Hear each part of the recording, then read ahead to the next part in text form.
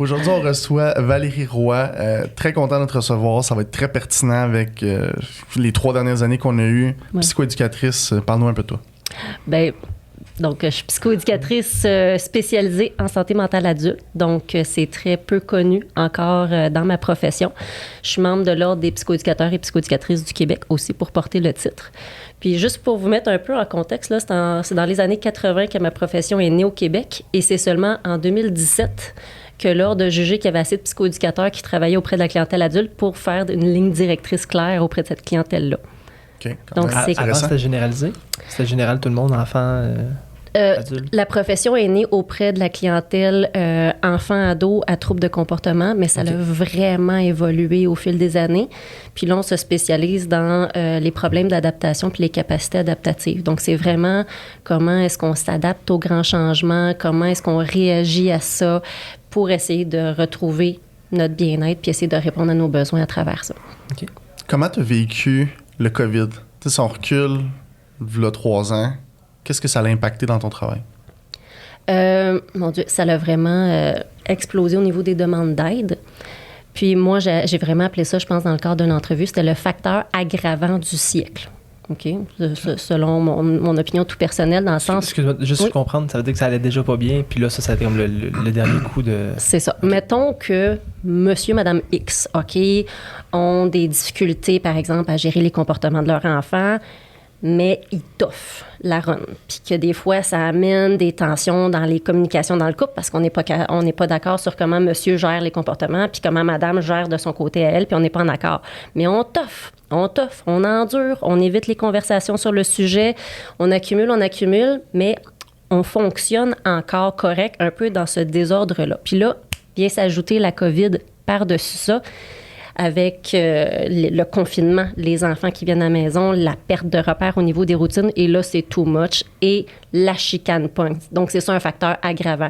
Ça vient précipiter le moment où on se gère dans notre déséquilibre puis dans notre inconfort à on se gère plus pas tout. OK. Puis, quand tu parles de facteurs aggravants, j'imagine qu'il y a la COVID qui en était un gros. Comme tu disais, ça était le facteur du siècle. Oui. Y en a-tu d'autres facteurs que tu as vus dans les dernières années qu'on n'a pas nécessairement parlé aux nouvelles? Bien, là, on en parle en fait aux nouvelles, mais juste le contexte financier actuel, donc avec la hausse des taux d'intérêt, l'inflation qui a augmenté, ça, je le vois. Puis c'est ça que j'ai partagé avec Valérie Leboeuf à 98.5, dans le fond, lors d'une récente entrevue, où ça devient un autre facteur aggravant post-COVID, là, okay. Où ça devient assez présent. C'est comme, ça devient un peu une trame de fond sur le suivi. C'est ça, je disais, avant, il y avait la trame de fond COVID, où on a des difficultés de couple, on a un stress au travail, puis en plus, il y a la COVID. Bien là, c'est un peu le même principe. En plus, tout coûte cher. En plus, tout coûte cher. En plus, bien, les petits plaisirs qu'on s'offrait pour essayer de toffer la run, de s'évader un peu dans le cinéma, s'évader dans le resto, s'évader dans des escapades, bien là, ça commence à coûter bien très, très cher, de sorte qu'il y a plus de conséquences à y aller parce que ça coûte cher sur le budget, ça impacte la capacité de payer l'épicerie, payer l'hypothèque, tout ça. Donc là, il faut s'empêcher ces petits plaisirs de la vie-là. Donc, ça vient vraiment, encore une fois, ça devient comme une espèce de trame de fond, là. Est-ce que tu sens que les gens qui contactent, est-ce que c'est des gens qui passent directement, ils te contactent, ils prennent rendez-vous avec toi? C'est comme ça que ça fonctionne ou... Oui, moi, dans le fond, j'ai plusieurs partenariats d'affaires. Donc, je suis consultante pour Réseau Psy, mais on peut également me contacter directement. Puis, j'ai passé par ce modèle-là de consultante pour un tiers comme Réseau Psy, surtout au début de ma carrière, encore une fois, parce que la psychoéducation, c'est très peu connu. Donc, je suis travailleur autonome. Mon revenu vient des clients que je reçois, mais mes clients ne connaissent pas ça, la psychoéducation. Ou ce qu'ils en connaissent, c'est pour les enfants, pour les ados dans les écoles. Donc, moi, je recevais des demandes de consultation, mais pour gérer des comportements d'enfants. Et je les refuse parce que c'est pas ça mon expertise, c'est pas là-dedans que je me suis formée. Donc là, ben, j'ai passé par des tiers comme Réseau Psy pour augmenter ma clientèle en tant qu'entrepreneur. Je me considère un peu comme entrepreneur, travailleur autonome. Donc, on adapte, on se trouve des stratégies. Mais depuis à peu près un an et demi, j'ai commencé à faire du marketing de contenu sur les réseaux sociaux. Donc, de faire des vidéos qui expliquent qu'est-ce que je fais, le genre d'intervention que je fais. C'est sûr que c'est du contenu général sur les réseaux sociaux, mais c'est là que ça commence à payer pour moi. OK. Fait que dans le fond, tu fais de la sensibilisation dans tes contenus? Je vais aborder les sujets qui reviennent le plus souvent dans mes consultations, puis les conseils que je donne le plus souvent pour ces mêmes sujets-là. OK. Encore une fois, dans l'idée générale qu'on peut donner, parce que, tu sais, chaque cas est différent, là, absolument. Exactement, c'est vraiment du cas par cas. Mais ça reste qu'il y a des conseils que je me dis, voyons, il me semble que ça fait un mois là, que je donne le même conseil à ces gens-là de comment gérer le stress ou comment aborder, remonter des symptômes d'humeur, surtout l'hiver. Donc, je vais en faire une vidéo, une petite capsule vidéo de contenu. Puis, est-ce que tu trouves que les gens, ils passent par-dessus leur orgueil pour pouvoir te contacter? Est-ce que, vu que c'est comme pas vraiment connu, ta spécialité, est-ce que tu sens que les gens sont comme, écoute, je sais pas ce que tu vas faire pour m'aider, mais comme, go, might as well, juste te rencontrer, puis on va voir. Est-ce que tu ressens ça?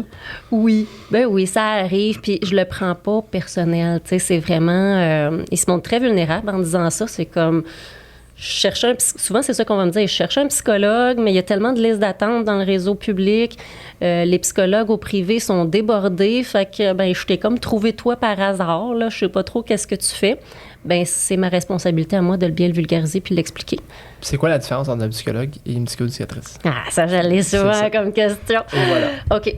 Petit bémol, quand je parle d'une profession qui n'est pas la mienne, OK? Donc, je vais vous partager une définition que j'ai validée auprès d'un psychologue même, OK? Pour vraiment être sûr que je ne suis pas dans le champ. Puis le but, c'est pas de lui planter un psychologue, ils sont tous pertinents. C'est juste que c'est deux choses différentes. C'est des carrés de sable différents. On a chacun nos carrés de sable, puis oui, des fois, les frontières se brouillent un peu. Mais dans le fond, le champ de pratique d'un psychologue, c'est le fonctionnement cognitif. Donc, vraiment, comment ça marche là-dedans.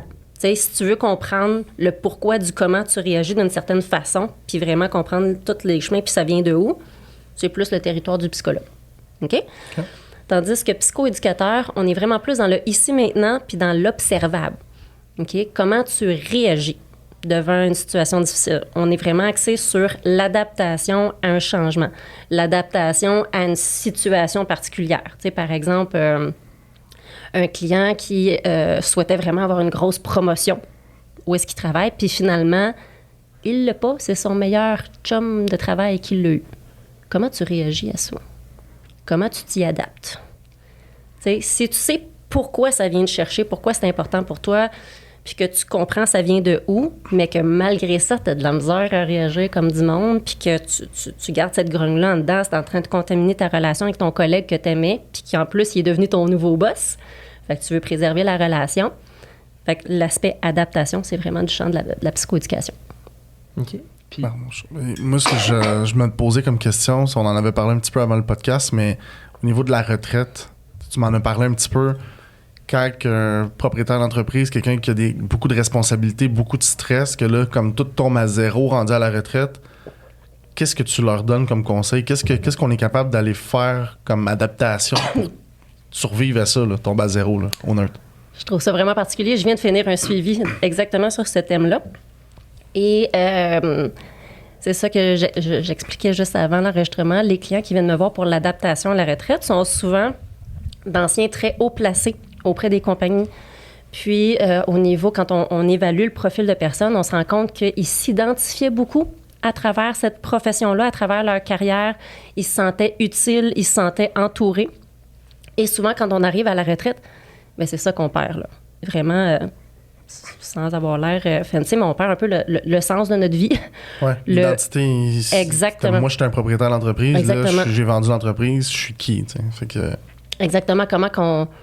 Comment je me sens utile encore, à quoi je sers. C'est comme, OK, j'ai travaillé toute ma vie pour la retraite, là, j'y arrive, puis je sais pas quoi faire avec. Donc, c'est un peu ça qu'on travaille. C'est, OK, qu'est-ce qui manque dans ta retraite? OK, ben il manque un sens. Tu veux te sentir utile, tu veux te sentir pertinent. Tu as besoin de stimulation intellectuelle, de savoir que ton bagage, ton expérience, tu peux le transférer à quelqu'un.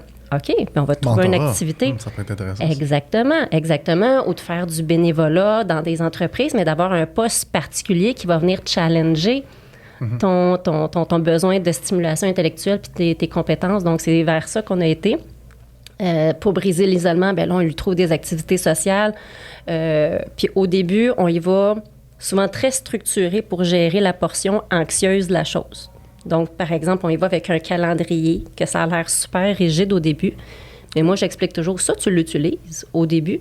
Mais Mané, quand tu y vas spontanément, puis que tu n'en ressens plus le besoin, puis que les choses se placent naturellement, range-moi ça d'un tiroir, laisse ça prendre la poussière, puis Mané, si une situation change, puis tu sens que tu repères tes repères, tu le sors. Mais ça, c'est bon en attendant que tes compétences puis tes capacités de t'adapter soient plus solides. Je trouve ça très pertinent ce que tu dis là, parce que je suis en train d'être dans des nouvelles formations en ce moment, puis il y a beaucoup de flou.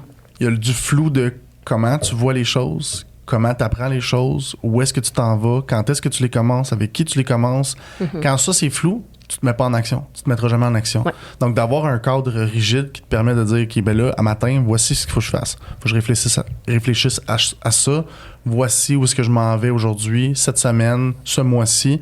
Puis ça te donne une structure. Puis c'est sûr qu'à un moment donné, quand tu as de l'automatisme qui embarque, ben ça a enlevé ton anxiété. Puis tu t'es mis en action, en fait. Oui. Puis moi, je t'allais Non, dire c'est quelque bon. chose? Allez, c'est bon. J'ai un million de questions en tête. Là, c'est bon, je suis là pour ça. Dans le fond, par rapport à ce que tu dis, ça me rejoint un peu dans ma profession, dans le sens où, avant même de faire un plan d'intervention, OK, tu viens me voir parce que tu as de la misère, on va continuer sur le thème de l'adaptation à la retraite, par exemple. Mais avant de commencer à dire, OK, bon, ben tout de suite, je te pitch des stratégies dans le fond de la gorge parce que je ressens le besoin de me sentir utile rapidement, il faut faire attention de ne pas embarquer là-dedans tout de suite. Avant, je vais dire, OK, comment qu'on va savoir que tu n'as plus besoin de moi? Dans la rencontre d'évaluation, là, je dis, toi, tu veux avoir l'air de quoi en adaptation à la retraite? Comment tu vas savoir que, bon, ben Valérie, merci, mon besoin est répondu, on peut quitter, puis je te rappellerai au besoin. Bien, c'est un peu ça avec la formation que tu fais. Tu veux faire quoi avec? Comment tu vas savoir que tu vas être rendu à utiliser les outils? Tu dois l'utiliser comment? Ces nouvelles connaissances-là. Puis tant que ça, c'est pas clair, tu le feras pas. J'adore ça. Ça, on en a parlé beaucoup dans beaucoup de podcasts qu'on a eu. Tu sais, la photo qu'on a en tête, souvent, je dis l'exemple du Polaroid, la photo que tu vois vraiment, c'est flou. C'est là que tu te mets pas en action parce que tu sais pas quel pas faire pour avancer, pour te rendre vers cette photo-là. Tu sais, c'est comme quelqu'un qui veut avoir une promotion. Si la photo, s'il se voit pas dans le siège du conducteur, avec le titre, et qu'il voit juste mais moi, je vais augmenter ma paye de 10 000, puis les responsabilités, moi, ça me stresse pas, mais qu'il se voit pas. C'est comme quelqu'un qui dit, moi, je veux une Ferrari, mais qui se voit pas la conduire. Tu l'auras jamais, ta Ferrari. Tu n'auras peut-être jamais le poste aussi. Fait que comment tu fais pour amener quelqu'un à se mettre la photo claire en tête? Ça va être pertinent pour moi. Là. Puis vous m'excuserez si aujourd'hui je bois beaucoup d'eau parce que j'ai un restant de rhume/allergie. C'est comme pas trop clair pour moi qu'est-ce qui se passe en ce moment. Donc, je voulais juste expliquer pourquoi des fois je me retournais puis je buvais mon eau. Mais dans le fond, là, pour répondre à ta question, j'essaie de voir... Ben c'est ça, j'essaie de voir le meilleur exemple. Là, c'est parce que je me suis comme perdue. Ça, c'est mon petit côté TDA. Veux-tu me reposer ta question? Oui, que j'enligne comme il faut? Est-ce qu'on est capable de ton côté, là, qu'est-ce que tu fais concrètement pour aider quelqu'un à avoir une photo qui est comme floue? Il sait ce qu'il veut pas, mais il sait pas ce qu'il veut, là, de l'avoir clair en tête. Merci, mon idée est revenue. Quand on sait pas exactement ce qu'on veut, une bonne façon de faire, c'est de partir parce qu'on veut pas. Puis après ça, tu trouves le pendant positif à cette situation-là. Je donne un exemple. Mettons que j'ai une cliente qui vient me voir pour gérer son irritabilité. Elle pogne les nerfs. OK? Elle gueule après son chum, elle l'insulte ou quoi que ce soit. Elle est bonne d'aller te voir pour ça. Oh oui. Oh mon Dieu, c'est rien comparativement à ce que j'ai vu là, et entendu. Des fois, je dis tout le temps à mes clients, mes oreilles sont loin d'être chastes et pures depuis le temps que je pratique. Mais c'est pas grave, j'en ai pas de tabou. Fait que j'ai ma cliente qui dit, bon, ben je veux arrêter de gueuler après mon chum. Je veux arrêter de sacrer après, de l'insulter, tout ça. OK. Donc, tu veux gérer ta colère. Oui, c'est ça. Je veux pas être fâchée. OK? Si tu veux plus gueuler après, tu vas être capable de faire quoi? Ben, tu sais, là, tout d'un coup, ça devient plus clair. Quand on y va dans du petit détail, je veux plus l'insulter. OK, bon, ben je veux peut-être lui montrer plus de respect d'abord. D'accord. Fait que j'ai plus le droit de sacrer, mais il faut que j'utilise des mots respectueux. Si je veux plus gueuler, bon, ben, pendant positif, ben, je veux peut-être avoir un ton plus calme, plus soutenu. Tu sais, ralentir la vitesse à laquelle je parle. Excellent. si je veux plus, tu sais, vraiment comme péter des coches ou le bousculer, des fois ça arrive, de la violence, bien, je veux être capable de me retirer avant d'en arriver là. Excellent. Fait que c'est là qu'on va dans le menu de détail de ce qu'on veut plus, puis on y trouve le pendant approprié. Je trouve ça extrêmement pertinent parce que j'adore ça, les podcasts qu'on fait, que je me vois, et on dirait que c'est comme, je parle à quelqu'un qui est comme moi, mais pas dans le même corps, là. Je sais pas, on dirait on a comme deux travails complètement différents, puis je fais exactement la même chose de mon côté. C'est quand que je fais l'analyse, j'ai remarqué que les gens, quand ils me répondent rapidement, je veux ça, je veux pas ça, c'est rarement leur réponse. C'est rarement clair en tête ce qu'ils veulent puis pourquoi ils le veulent. Puis c'est quand tu fais le pourquoi, du pourquoi, puis tu développes, là tu prends la réponse puis finalement tu vois que c'est la réponse de sa mère, c'est ce que la société veut, c'est ce que c'est ce que ça.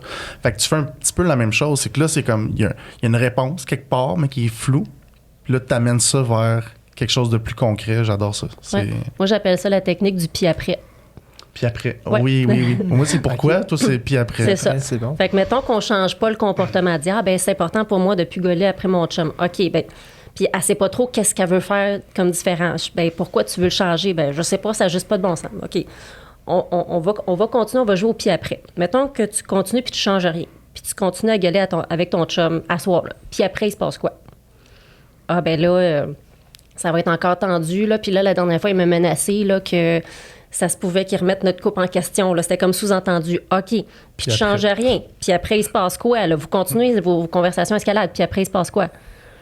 Ah ça pourrait prendre une semaine ou deux, ou peut-être moins que ça, là, mais ça se peut qu'il aille découcher chez un ami, il l'a déjà fait. OK, là, on commence à prendre des pauses. Puis après, il se passe quoi? On joue tout le temps au puis après, jusqu'à ce que maintenant, on se rende compte que je risque de perdre mon chum. C'est ça qui risque d'arriver, puis c'est ça que je veux pas.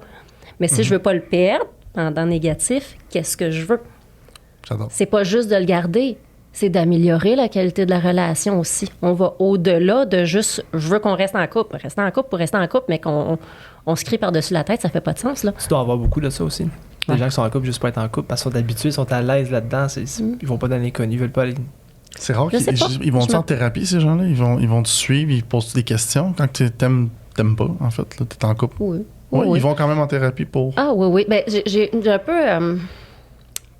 Puis après, les deux prophètes, puis après, bon, étrangement, j'offre le service d'intervention conjugale. Okay. Je fais attention de ne pas parler de thérapie conjugale parce qu'il existe le titre de thérapeute conjugale qui est protégé. Fait que je parle plus d'intervention conjugale. Étrangement, ça fait comme un petit bout que j'en ai pas eu. Toutefois, j'ai des personnes qui viennent en individuel en raison de problèmes de couple. Ah oui, OK. Oui. Puis là, je fais toujours attention de ne pas... Tu sais, moi, mon mandat clair est envers la personne seule. Je peux pas émettre des interventions puis poser des jugements cliniques sur...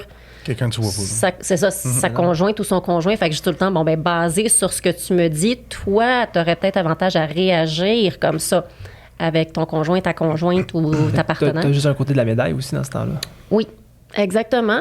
Mais ça marche pareil. OK. Ça marche pareil parce que la personne n'a pas avantage à mentir. T'sais, elle est là pour se faire aider. Fait que des fois, je me fais dire des choses, puis je suis comme, oh, bravo pour ton courage d'aller là. Ça arrive-tu des fois que les gens, ils mettent un peu une barrière entre toi puis eux-mêmes, puis que ça prend du temps, ça prend une séance, 2 séances, 3 séances, puis là, ils finissent par vraiment être honnêtes. Puis... un genre de mur de 24 pouces, puis tu sens qu'à chaque question que tu poses, tu t'enlèves un pouce. Là. Tu as l'impression que, là, j'ai la vraie personne en avant de moi. Ouais. Combien de séances, des fois, il y en a qui c'est quoi, c'est 1, 2, 3, 4, 5, là, j'ai la vraie personne. Dépendamment des enjeux. Mettons qu'on va parler plus d'un profil type que c'est une personne très réservée, avec des petites tendances anxieuses, donc elle me fait pas confiance, elle me connaît pas, puis elle n'est pas habituée de parler d'elle. Ça, c'est ce que j'ai le plus souvent. Des fois, ça va prendre plus 4, 5, 6 séances, mais moi, dans ce temps-là, je le sens vraiment. Donc, je change, je deviens avec des pré-objectifs.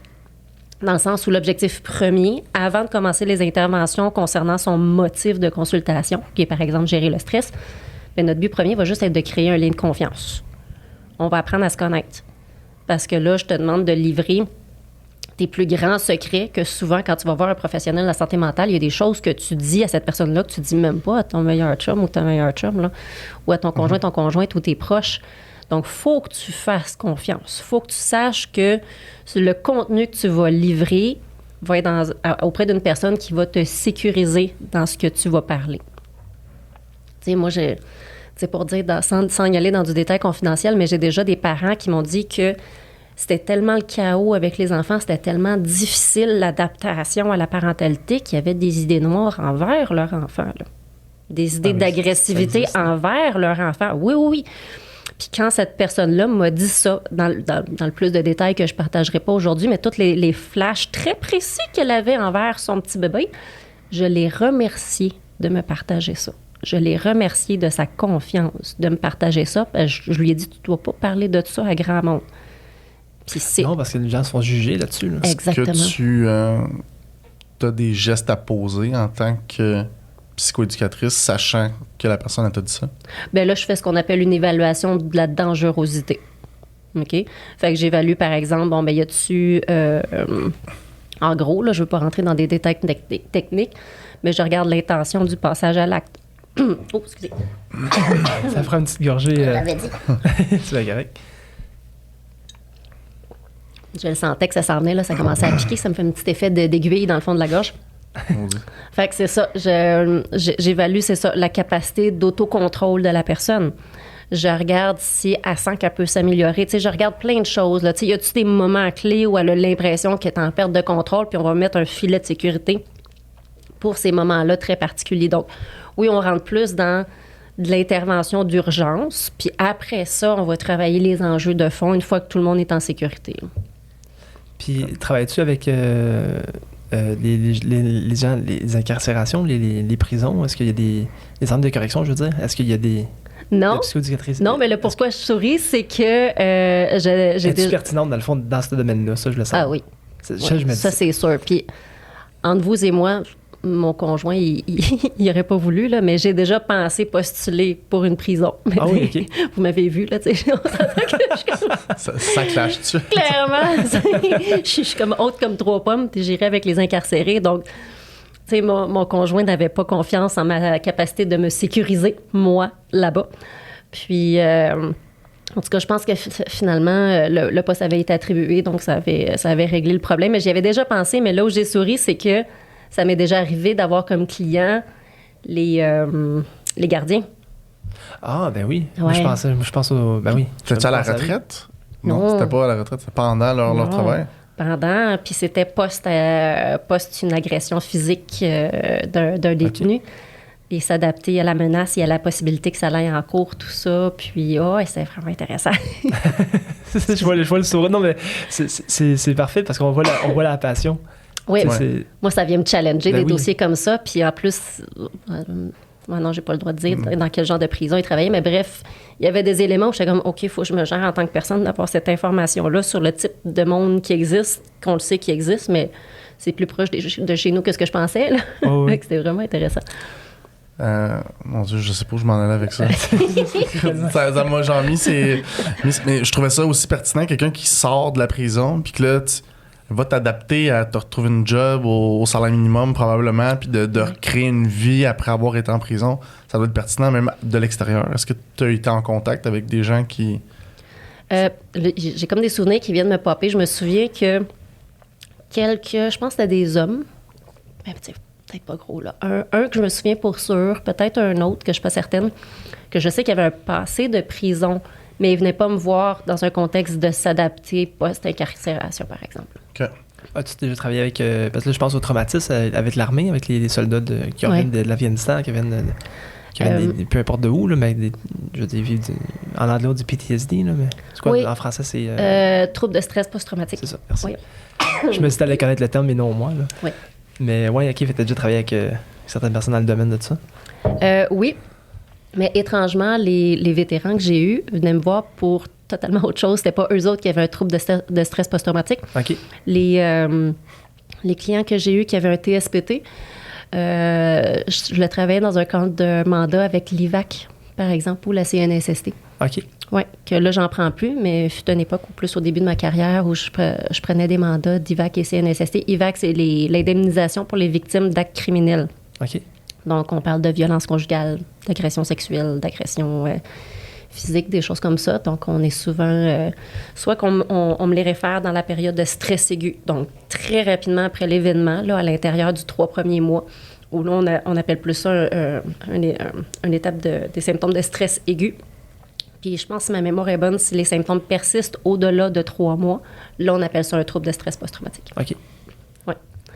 Puis tu travailles-tu des fois conjointement avec psychologues, psychiatres, des médecins? Tu travailles-tu des fois avec des... Ça m'arrive de temps en temps. Oui. Que des fois, vous avez besoin que tu as besoin d'aller chercher l'avis d'un psychiatre ou que le psychiatre a besoin de ton avis à toi, oui. Oui, les médecins de famille. Oui, OK. Aussi, oui. Okay. Surtout dans les cas d'arrêt de travail, par exemple, pour raison de santé mentale. Oui, OK. Donc, convenir d'un plan de match, convenir d'un plan de retour au travail, par exemple, des choses comme ça. Là. Donc, je vais le faire conjointement avec le médecin de famille, le médecin traitant. Là, ouais. OK. Puis, t'as-tu une question? Oh, vas-y. OK, j'en ai plein.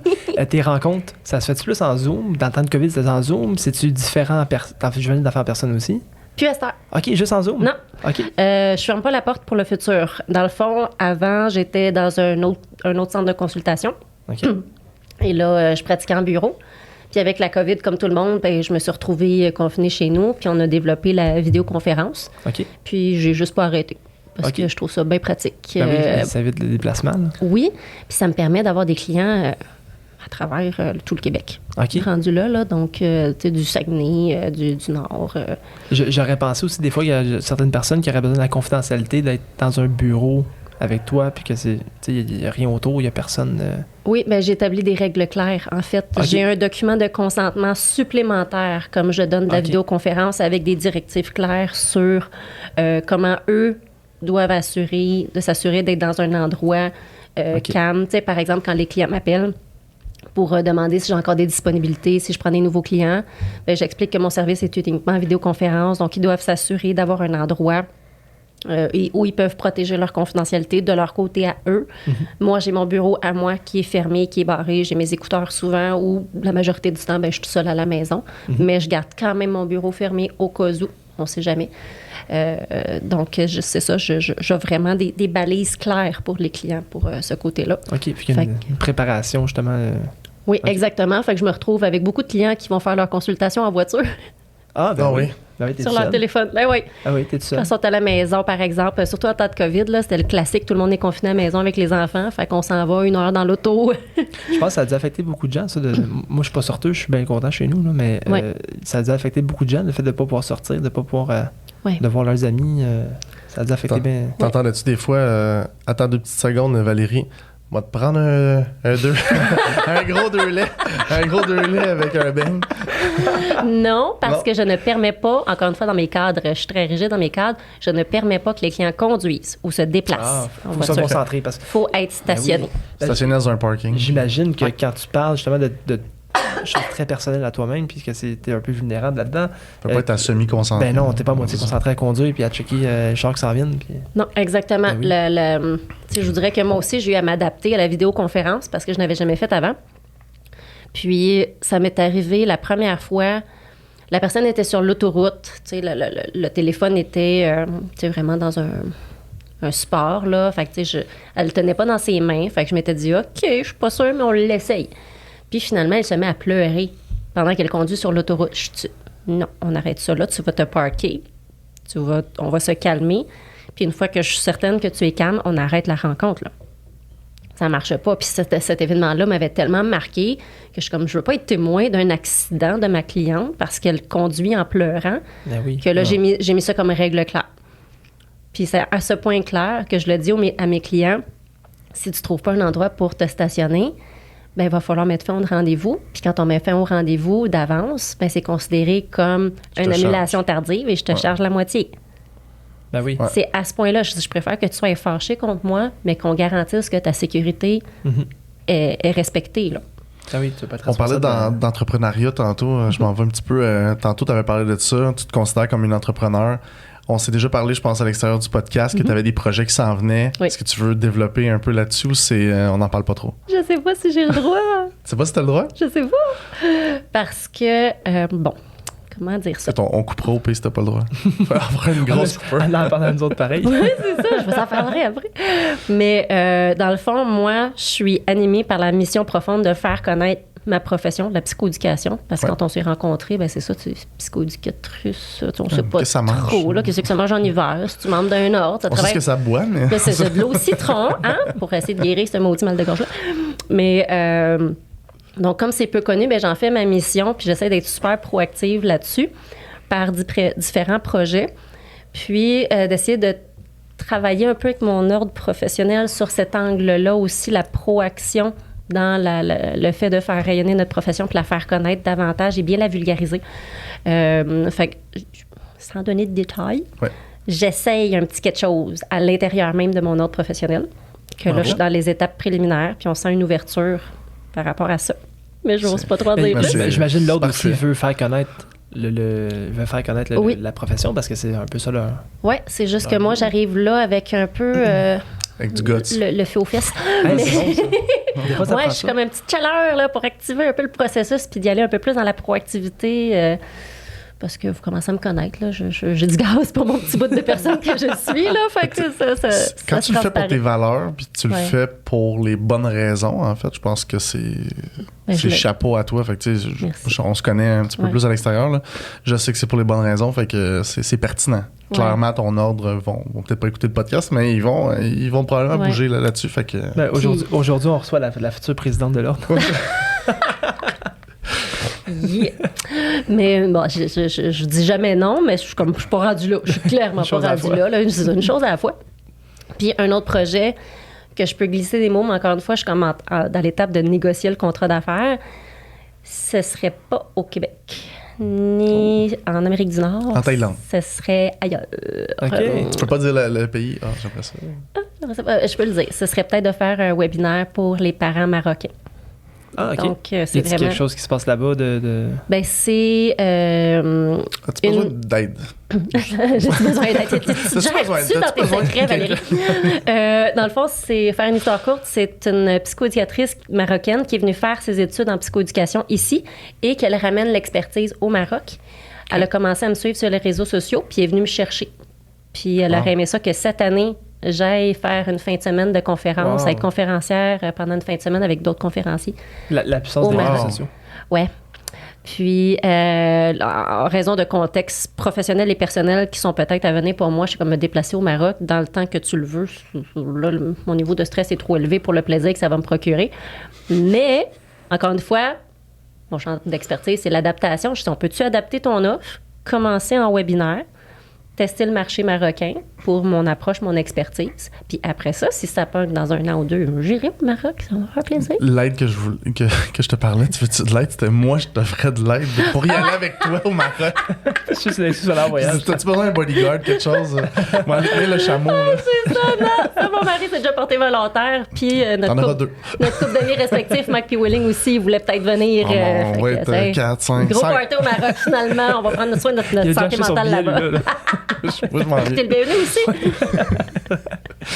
Je trouve ça super pertinent et c'est le fun qu'il y ait pensé à toi parce que t'as une drive. Je te l'ai dit la première rencontre avec ton conjoint.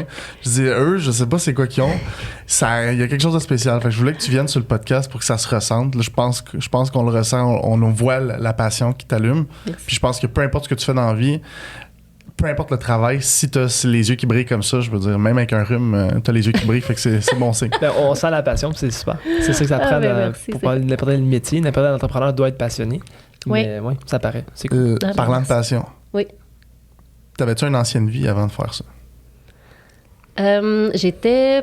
Une ancienne vie, tu parles, mettons, au niveau de mes intérêts, mes hobbies avant d'être psychoéducatrice? Est-ce que t'es psychoède depuis tes 20 ans ou ça... J'ai toujours fait ça. Toujours fait ça? Oui, au niveau professionnel, tu veux dire? Oui. Oui, dans le fond, c'est pendant mes études, ça a été très classique comme parcours. Là. J'ai toujours su, même au secondaire, que je voulais travailler en relation d'aide. J'avais vraiment le profil. Puis, je pense qu'au début, je voulais m'en aller comme nutritionniste. J'ai un intérêt pour l'alimentation, tout ça. Mais là, j'avais pas les compétences en mathématiques et en chimie et tout ça. Donc, je me suis orientée plus vers la psycho. Puis, psychologue, il faut avoir un doctorat. Puis là, ça m'interpellait un petit peu moins au niveau de la quantité d'études que ça me demandait. Chapeau à ceux qui le font. Puis, j'ai en fait découvert la psychoéducation par hasard en regardant les programmes universitaires à l'Université de Sherbrooke. Puis, j'ai eu la chance d'avoir je pense qu'elle était étudiante à la maîtrise ou au bac à l'époque. Je ne le sais pas. Honnêtement, j'ai vraiment plus de mémoire depuis mes 2 précieux enfants. Mais je me souviens plus comment j'ai été mis en contact avec cette étudiante-là, mais elle a pris 1 heure ou 2 de son temps avec moi alors que je magasinais les programmes pour juste m'expliquer c'est quoi.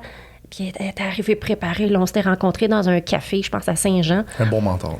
Oui, c'est ça. Puis elle m'avait tout présenté les plans de cours, elle me l'avait expliqué, puis elle avait comme, tu sais, si je vous cite, la même petite étincelle dans le regard. J'étais comme, mon Dieu, si elle tripe de même, c'est clair que j'ai de l'intérêt à aller là aussi.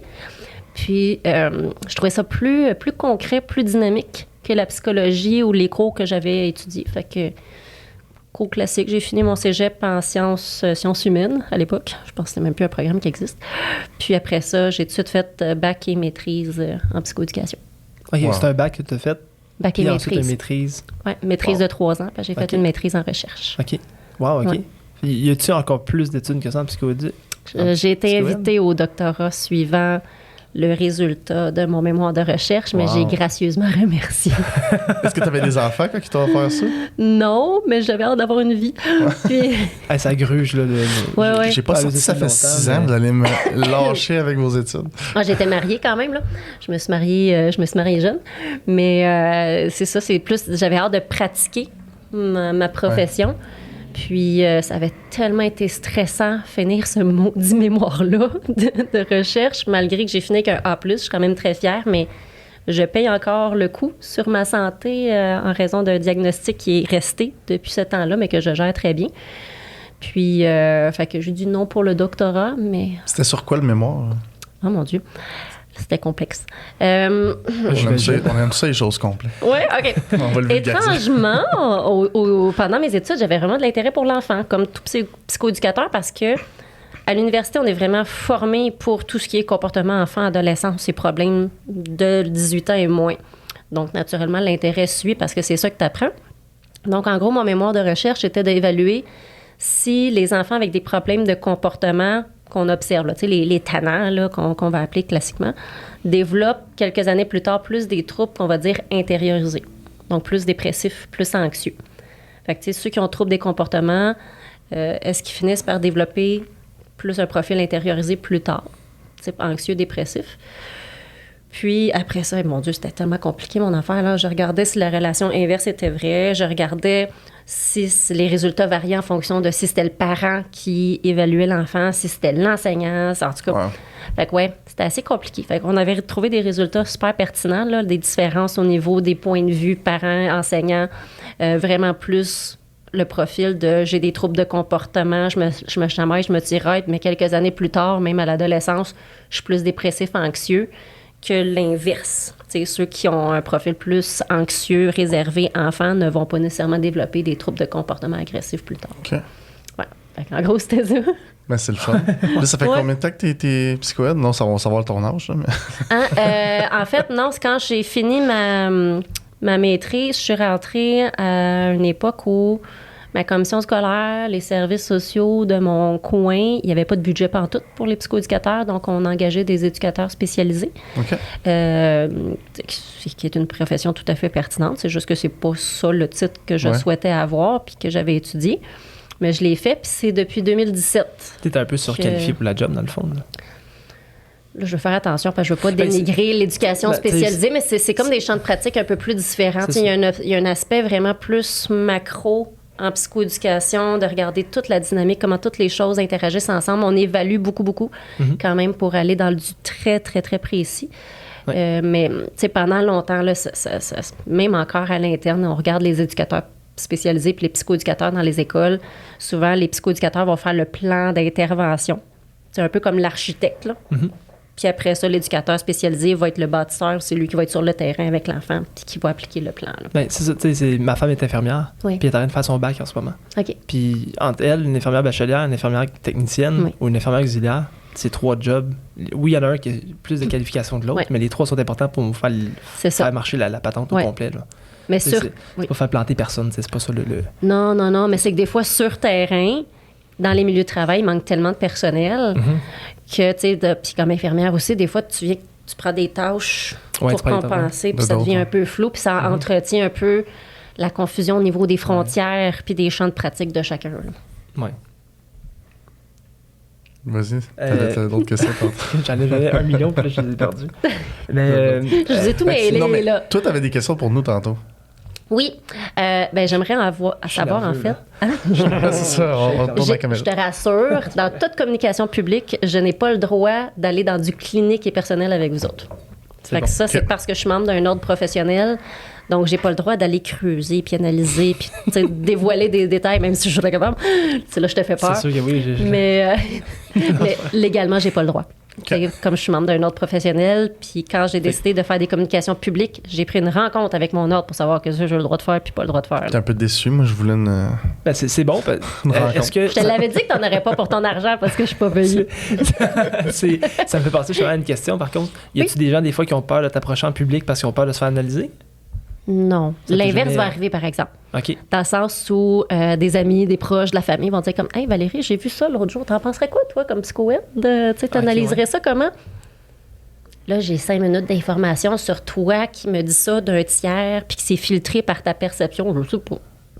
T'embarques pas là-dedans, c'est parfait. Ça. Oh, non. Tu fais bien. non. Tu fais bien. Non, puis sinon, je dis, ben si ça t'inquiète, tu veux-tu que j'aille voir la personne? Ah, non, dis pas. Mais là, je me ferai pas coincer par de l'information que je peux pas réellement et de manière compétente utiliser. Fait que je fais comme, ah ben là, tu peux lui dire de m'appeler d'abord, si elle t'inquiète, là. Mais ouais, mais sinon, les questions que j'avais pour vous autres, parce que dans chacune de vos professions, toi qui es sur le marché plus immobilier, Ouais, c'est moi, ça que je j'ai t'inspecte en compris. bâtiment, ouais. Ouais, c'est ça. Puis toi, en sécurité financière, je suis convaincue que vous avez à adresser une certaine portion psychologique ou santé mentale ou émotionnelle, humeur de vos clients. Fait que je me demandais qu'est-ce qui vous challenge le plus par rapport à ça? Tu commences-tu ou je commence? Moi, je peux commencer. Vas-y. Moi, ce qui me challenge beaucoup, je dirais, c'est...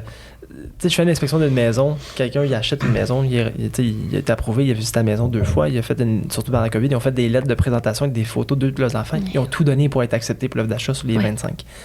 Moi, j'arrive à l'inspection. Puis ça arrive des fois que ça se passe pas bien à l'inspection, que je découvre des problématiques. Puis là, ils n'ont pas les fonds. Ils ont pas, ça vaut pas la peine d'acheter la maison. Puis ils décident de se retirer de l'offre. Je trouve ça plate, le côté émotionnel qu'ils vivent. Ça m'est déjà arrivé quelques fois dans une inspection. Le monde pleure. Ouais. Parce que je trouve des problématiques. Puis je me dis, Caroline, c'est plate. Oui. Puis c'est ça. Puis moi, je suis pas très très bon en communication. Fait que moi, aider quelqu'un qui est en problème, qui a de la peine, qui est angoissé, je suis pas très bon là-dedans. Là. OK. Fait qu'on se parlera. Des fois, tu vas me donner des pointers après. Des fois, je pourrais dire 2-3 phrases qui aideraient. Parce que moi, je regarde la personne, puis je suis comme, ben, je voudrais bien t'aider, mais je sais pas quoi te dire. Bien, juste un conseil bien général, si tu me permets. C'est sûr qu'encore une fois, tu y vas avec ton bon jugement pour les situations particulières de chacune, là. Mais première étape qui fait toujours du bien puis que tu peux rarement te tromper, là, c'est juste de l'empathie puis de faire c'est correct. C'est correct d'être dessus. J'ai besoin de le verbaliser, l'empathie. Parce que je l'ai, Ouais. là, je trouve ça plate. Je me dis, Caroline, c'est plate. Bien, souvent, ce malaise-là vient du fait que je sais pas quoi faire avec cette information-là d'un client qui pleure. Fait que c'est pour ça qu'à partir du moment où tu te donnes toi-même des petits plans de match pour des situations qui reviennent puis que tu juges approprié pour les personnes qui sont devant toi en fonction de la relation que tu as avec eux, bien, tu sais, on se trompe difficilement à faire comme c'est correct.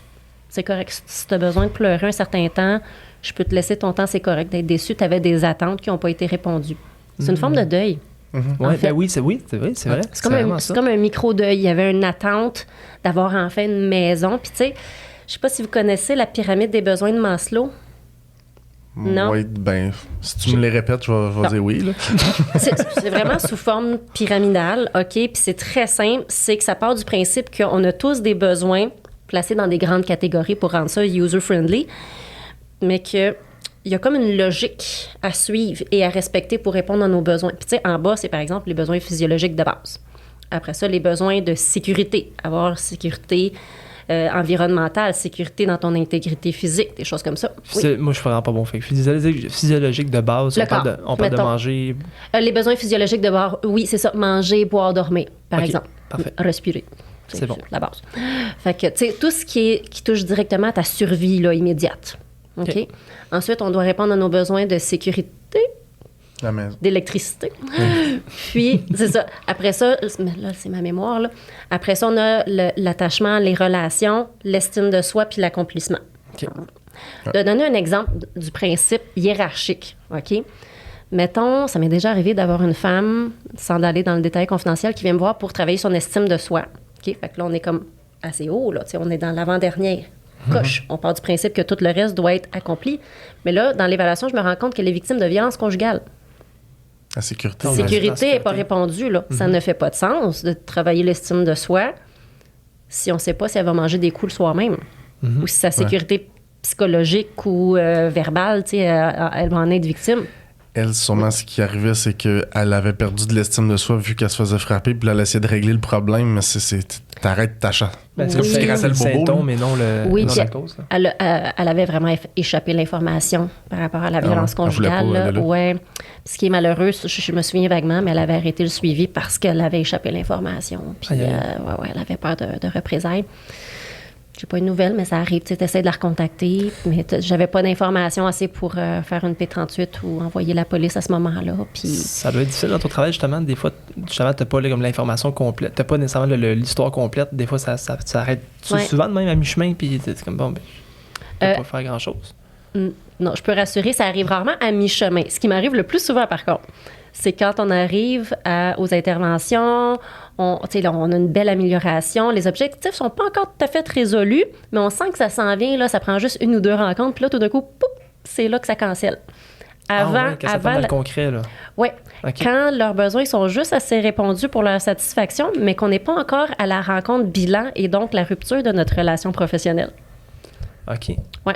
C'est très rare que j'ai des rencontres bilan où on prend le temps de faire comme, OK, t'es parti de là, voici nos objectifs, t'es-tu satisfaite, voici ce que j'observe, toi, t'observes-tu? Ben écoute, on a fini, je pense qu'on a répondu à tes besoins. Ça a été, faire vraiment une belle rupture. Ça coupe sec à la fin.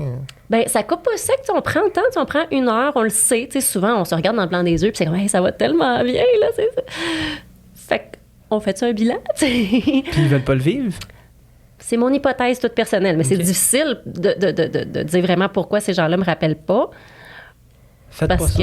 Oui, c'est pas ça. C'est sympathique avoir une rencontre bilan. Ça fait comme une belle conclusion. Puis moi, je deviens des fois émotive selon la qualité de la relation professionnelle que je peux avoir avec cette personne-là. Là. Fait que, c'est des moments que je trouve très touchants, très précieux. Puis en même temps, c'est une compétence de savoir mettre fin à la relation, parce que moi, je dis toujours à mes clients, mon but, c'est que vous ayez plus besoin de moi maintenant. Là. On veut développer vos compétences, vos capacités d'adaptation, donc ça implique nécessairement... Ton deuil, t'as un deuil à faire. Une rupture de relation. C'est ça. Exactement, mais tout en sachant que mon service est bon à vie. Fait que, des fois, ça arrive, ça. Des clients plus réguliers qui viennent me voir pour une situation X, qu'on gère, qu'on lui apprend à s'adapter à cette situation-là, ferme le dossier parce que le besoin est répondu, rappelle 1 an ou 2 plus tard, puis on roule comme ça. Tantôt, tu nous as posé une question. De mon côté, ce qui est le plus dur, c'est pas les marchés financiers qui crashent. C'est pas quelqu'un qui se fait refuser pour une assurance. Je pense que je suis très empathique. Je suis capable de vulgariser le pourquoi. Pour moi, c'est pas un stress, ça. Je suis capable de, je pense, leur enlever un petit peu de stress par rapport à ça. Puis il y a toujours une porte de sortie. Il y a une porte de sortie par rapport au marché financier. Il y a une porte de sortie tout le temps par rapport aux assurances. Ce qui est mon challenge de mon côté par rapport à l'empathie, si on veut, là, c'est les questions d'assurance pour les enfants. Ouais. Ça, là, ça fait 3 ans que ça me donne une boule dans le ventre. C'est un petit peu moins pire, mais c'est un challenge pour moi d'arriver puis de leur dire, s'il arrive un cancer à votre enfant, s'il arrive une maladie grave, qu'est-ce que vous voulez qu'il arrive? Est-ce que c'est important pour vous d'avoir un montant qui vient vous aider? Est-ce que vous allez avoir de la famille qui va venir vous aider? Qu'est-ce que vous voulez? Est-ce que madame va rester à la maison? Est-ce que monsieur va rester à la maison? De pas... les gens ont tendance dans la vie, puis je m'inclus là-dedans, de procrastiner des choses qui nous fait peur, qui nous fait mal. C'est anxiogène, c'est flou, puis on veut pas aller là. On le sait que ça fait mal. On évite. Le corps veut pas aller là. Tu veux pas penser à ce que ton enfant décède ou une maladie grave. Fait que la boule, pour moi, est que je me visualise avec mes enfants. Ça me pogne dans le ventre. Les clients, je le sens qu'il y a un mur qui se crée, même quand j'étais rendu proche d'eux, là, il y a un mur qui se recrée. C'est difficile parce que là, il y a un mur, ils sont comme, ça ne me tentait pas d'aller là. On avait du fun, on riait, puis il faut que je les pose, ces questions-là. Qu'est-ce que tu me donnerais comme suggestion? Là, c'est peut-être précis, trop précis. Non, c'est correct. Non, j'avais déjà des idées en tête, puis d'ailleurs, je vais réutiliser tes propres mots. 2 choses. Premièrement, sais, dans l'aspect, on a tous des sujets qui viennent nous chercher un peu plus. Toi, c'était quand il arrive un refus. Toi, c'est quand tu parles d'assurer les enfants. Puis moi aussi, j'en ai des fois des histoires que je comme ça vient me chercher. Moi, je trouve ce qui aide, c'est de le nommer. Tu sais, pour pas que la personne soit capable de lire le malaise dans ta face, dans la déduction. Tu sais, on le voit qu'il y a un changement de dynamique. On le voit que ton ton change. On voit que ta face, ça change. Fait que de l'adresser, ça le dépose, ça le met ouvertement sur la table, puis on peut parler de ça si besoin, puis de normaliser que ça se peut que vous aussi, vous allez vivre un malaise, puis on va traverser ça ensemble. T'sais? Je faisais la bonne chose d'abord. Parce que j'étais transparent avec ça. Je leur dis, écoutez, j'ai encore de la difficulté à poser ce type de questions-là. Je vois mes enfants quand je pose des questions, mais pour vous, qu'est-ce qui est important? En fait, je l'amène un peu comme ça. C'est la bonne façon. Puis, oui. Puis pour aller encore plus loin, une fois que tu déposes, ben, tu peux te ramener à ton fameux « why ». Pourquoi est-ce que tu considères que c'est important d'assurer les enfants? Qu'est-ce que tu veux? Pourquoi tu veux le faire pour les parents? Par exemple, pourquoi tu considères que... après. Ben, c'est ça, le pied après. C'est parce que c'est un peu trop cru, là. Mais, dans le sens, si tu te ramènes à pourquoi c'est important de le faire, comment est-ce que ça peut soulager la pire situation auquel un parent peut faire face, qui est une maladie grave de son enfant ou un décès, puis on a tous des enfants ici, fait qu'on y pense, on a tous un moton. J'ai un ami que, justement... C'est ça. Une connaissance à moi, là, que justement, elle est en rémission, sa fille. Là, mais... Exactement. Fait que, tu sais, d'imaginer qu'il arrive une maladie grave à son enfant ou un décès, puis qu'en plus, de le stress financier qui t'empêche de processer ton deuil, qui t'empêche, tu sais, qui rajoute agonie à douleur et souffrance, c'est comme... C'est direct ça à quoi je pensais. Le « et plus », là. Comme tu disais tantôt au début du podcast, que tu disais que pendant le COVID, il y avait une trame de fond, mais tu avais tout le temps comme « ça va mal avec mon chum, puis il y a le COVID ». C'est ça. Là, c'est comme « ça va mal avec mes enfants, il y en a un qui est malade, c'est difficile, puis on n'a plus une scène ». C'est ça. Ça vient vraiment rajouter comme... Déjà que tu as la tête en dessous de l'autre, on vient te caler un peu plus, fait. Oui, puis, tu sais, tout parent, sa priorité numéro 1, c'est le bien-être de son enfant. Fait que quand tu as un aria comme ça, les finances, qui est comme pas ta valeur première, là, ta valeur première, c'est ton enfant, mais que ça t'empêche d'aller dans ta valeur première, c'est un irritant là, que tu n'as juste pas besoin dans ta vie. Là. Fait que si tu te ramènes à ton pourquoi tu le fais, pourquoi c'est important d'adresser ça pour le parent, je pense que toi, ça peut t'aider à te gérer aussi. Tu sais, c'est un peu comme moi quand... J'ai des histoires d'inceste, puis des affaires violentes. Là, puis je sais que les personnes ont besoin d'aller dans le menu détail pour l'extérioriser. Puis moi, il faut que je me gère avec cette information-là. Là. Puis des fois, je finis ma rencontre, puis je suis comme, OK, c'est à mon tour de me gérer. Là. Je me suis gérée pendant la rencontre, mais là, c'est à mon tour. Bien, si je le sais, pourquoi je le fais, pourquoi c'est important d'entendre ça, pourquoi ça va faire une différence pour le client, le patient qui est devant moi, bien, je suis capable d'endurer. C'est pas ma souffrance à moi qui est prioritaire, là, c'est la sienne. Moi, ce que je vis en l'écoutant, c'est rien, là, c'est des pinottes. Lui, il l'a vécu pour de vrai. Là. Donc, le pourquoi, de dire si je peux mettre un petit baume là-dessus par mon professionnalisme, par l'empathie, par ma capacité de l'écouter sans grimacer. Des fois, mes clients me disent ça. Le dernier professionnel en santé mentale à qui j'ai raconté cette histoire-là, bien, il grimaçait ou je sentais qu'il était pas capable de recevoir l'information, fait que j'ai juste arrêté. Fait que je suis comme, ben, regarde. Cringe face, là. C'est ça, exactement. Ça arrive, là. Il y a des histoires qu'il faut vraiment que tu gères ton poker face ou, tu sais, de réagir un petit peu, c'est correct, parce que la personne voit que t'as comme, OK, t'as réagi à cette information-là. Exactement. Mais il faut quand même que la personne te sente assez solide pour recevoir le menu détail épouvantable qu'il a vécu. Est-ce que Valérie a besoin, des fois, d'un psychoïde? C'était ma question. Pour l'instant, non. Mais j'ai déjà consulté, par exemple. Puis je me fais vraiment un cheval de Troie de défaire les tabous en santé mentale, là, de dire que il y a une statistique que j'aime bien donner pour la normaliser où si on évalue un gros bassin de personnes sur une période de 30 ans, essayer d'estimer combien de pourcentage d'entre eux vont vivre au moins un épisode avec un début puis une fin, un épisode de problème de santé mentale X. Là. Mon Dieu, on doit être pas loin de 90%. 80%. 80% de... Wow! C'est la norme. C'est vraiment la norme d'avoir, en quelque part dans sa vie, un moment noir, un moment difficile avec symptômes de certains troubles ou avec un trouble diagnostiqué.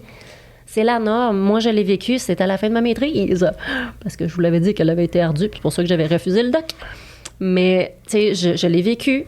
J'ai consulté à ce moment-là, j'ai utilisé le traitement qui était nécessaire, mais parce que j'ai réagi vite, puis que j'ai utilisé toutes les ressources professionnelles disponibles, bien, ça n'a pas été un enjeu. Tu sais, fait que c'est normal. Fait que, tu sais, actuellement, non. Mais je te dirais que je suis allée me chercher du coaching professionnel, par exemple. J'ai comme eu ce flash-là, là, au sens où c'est vraiment dans les 6 derniers mois que ma carrière a comme pris plein de nouvelles ramifications. Là. Je me pitche un peu partout. Puis j'avais de la misère à prioriser, puis à gérer les projets, puis ça me créait beaucoup de l'anxiété. Mais je sentais pas qu'on était à un niveau clinique. Sinon, je serais allée me chercher un professionnel de la santé mentale sans problème, puis on s'entend que je suis bien pluguée, là, vu que je travaille là-dedans. T'as moins de liste d'attente. Tu sais lesquels consulter, lesquels ne pas consulter. Exactement, je suis bien entourée, je suis chanceuse. Mais ça reste qu'en raison de mes besoins, je suis plus allée vers du coaching professionnel, puis je l'ai bien choisi en fonction de ses études, ses compétences et tout ça, là. Puis ça a répondu à mes besoins, puis à cette heure, j'ai mes devoirs, puis j'ai ma structure, puis ça m'aide. Il y a quelque chose qu'on voulait te poser comme question. Oui. Est-ce que tu as des entrepreneurs ou des professionnels qui t'inspirent en ce moment, qui sont québécois, que tu aimerais qu'on reçoive sur le podcast, que tu trouves que ça serait très pertinent? Ah, pour le podcast, mon Dieu. Parce que j'ai des inspirations professionnelles. Ils peuvent être au Maroc aussi, ça me dérange. Ah, c'est pas, là! Mais, oui, c'est ça. Okay. Le pire, c'est qu'elle est assez impressionnante de ce que je comprends, Yasmine. Mais une qui m'inspire beaucoup au Québec, c'est Mélanie Bilodeau puis Sarah Hamel. C'est 2 psychoéducatrices, puis qui font vraiment, sont très, très proactives dans leur approche, dans leur communication publique, de vulgariser la profession. C'est juste qu'eux, sont très centrés sur l'enfance.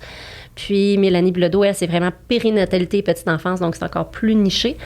Puis, c'est ça, ils écrivent des livres, parce que ils sont capables de faire des entrevues puis des radios pour vraiment bien vulgariser, parler de leur expertise, parler de la profession. Ça serait super pertinent de les recevoir. Ouais. Écoute... C'est fou, hein, parce qu'avec le podcast, quand on a décidé de partir ça, je me suis toujours dit, moi je suis inspecteur de bâtiment, rencontrer du monde dans l'immobilier, dans la construction. J'ai jamais pensé à la psychoéducation ou la psychologie. Oui. Pourtant, ça rentre très bien dans le nom, la maison et le portefeuille. Oui. Ça rentre très bien dans le nom, puis je pense que mon entrevue préférée à date. Oh, mon Dieu, high praise, merci. Mon téléphone a sonné, c'était pour comme un petit timer, pour qu'on puisse timer un peu l'épisode. Okay. Mais je n'aurais pris une autre heure ou 2 encore. Là. Ben, je reviendrai sur un autre sujet. Absolument, un part 2, je pense que ça plaisir. Ouais. On aimerait vraiment ça que tu reviennes. Puis une question que je pose tout le temps vers la fin du podcast, en conclusion. Sûrement, je te l'ai déjà posé, mais... Pas grave. On va faire un take 2. Souvent, j'explique aux gens que notre vie, là, nos objectifs, ce qu'on vit en ce moment, notre vie, c'est comme si on prenait un Polaroid, là, puis notre photo est claire. Là, on est en train de le vivre en ce moment. Est-ce que dans 5 ans, 10 ans, 15 ans, on va prendre 15 ans, dans 15 ans, est-ce que la vie de Valérie, elle est claire? Est-ce que le Polaroid, il est flou encore? Il se dessine tranquillement pas vite. Mais je te dirais que moi, encore une fois, si je reste plus dans la langue professionnelle, parce que personnel, je sais exactement. Je suis comme tellement bien que c'est clair que ça continue tel que c'est là. Puis je pense que ça transparaît vu que tu nous connais un petit peu. Ouais. Mais à part qu'on aurait la maison dans le bois. Là, on aurait notre grosse maison dans le bois. Mais sinon, professionnellement parlant, moi, je rêve du jour où je vais être capable de dire, tu sais, ma profession de la psychoéducation, puis les gens vont faire comme « Ah oui, tu sais, tu travailles avec les problèmes d'adaptation, toi, puis oui, tu fais de l'adulte, oui. » Puis, tu sais, que ce soit clair pour les gens, c'est quoi la profession? Tu sais, que ce soit plus un cheval de bataille, mais que ce soit aussi connu que la psychologie, que les psychologues. Moi, je rêve en grand. Ben, si tu le vois, ça va arriver. Oui, absolument. Je pense que tu mets déjà en place... j'y mets beaucoup d'efforts, en tout cas. Beaucoup, beaucoup d'efforts. Quand tu vois la photo claire, c'est justement que chaque pas que tu fais, des fois, tu te dis « Pourquoi je les appelle, eux autres? » Ben, c'est ça. C'est que ton cerveau, il est comme « Hey, ta photo, là, faut que tu les appelles pour que ça se réalise. » Fait que t'es en processus, justement, de... Oui. Mais ça, c'est dans mon coaching là, qu'on a donné comme une direction. C'est comme, c'est quoi mon but? C'est quoi ma photo? Tu sais, là, c'est une autre façon de l'utiliser. Puis c'est qu'après ça devient clair au niveau des opportunités professionnelles, que ce soit dans la clientèle, dans les demandes de formation, dans les entrevues que je donne. Ça fait dessus, tu sais, avec la mission. Puis moi, j'ai un angle, moi, personnellement, Valérie Roy, psychoéducatrice, j'ai plus un angle psychoéducatrice en santé mentale adulte parce que c'est pas connu. Mais ce que j'essaie de travailler avec l'ordre serait plus global. Ce serait vraiment plus pour le rayonnement de la profession en général. Mais fait que ça fait que des fois, j'ai des opportunités professionnelles, mais qui ne cadrent pas vraiment avec ma mission à moi. Donc, c'est plus facile de les refuser. J'ai pas l'impression de perdre parce que je me dis comme, pourquoi j'irais là? Tu sais, par exemple, faire du coaching parental, je suis pas là. Je suis en santé mentale adulte, mais le coaching parental pour gérer des comportements des enfants, c'est un 5% de ce que je fais, là.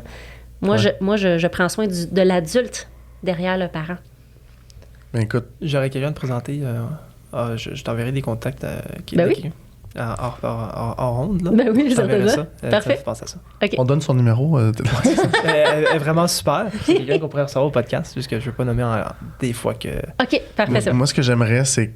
Je veux savoir, en fait, si tu reviendrais au podcast, premièrement. Ben oui, certain. Puis deuxièmement, c'est ça, s'il arrive une situation, écoute, c'est pas ça qu'on veut, mais un COVID 2.0, là, quelque chose comme ça, on aimerait ça te recevoir pour voir comment qu'on le gère, puis est-ce qu'on est capable de donner des trucs concrets. Aujourd'hui, on est allé un petit peu plus dans le... Rappelez-moi s'il y a une récession. Oui, c'est un gros facteur. Merci beaucoup, Valérie. Merci d'être venue à notre podcast. Plaisir. Bonne journée. Merci. Bye-bye.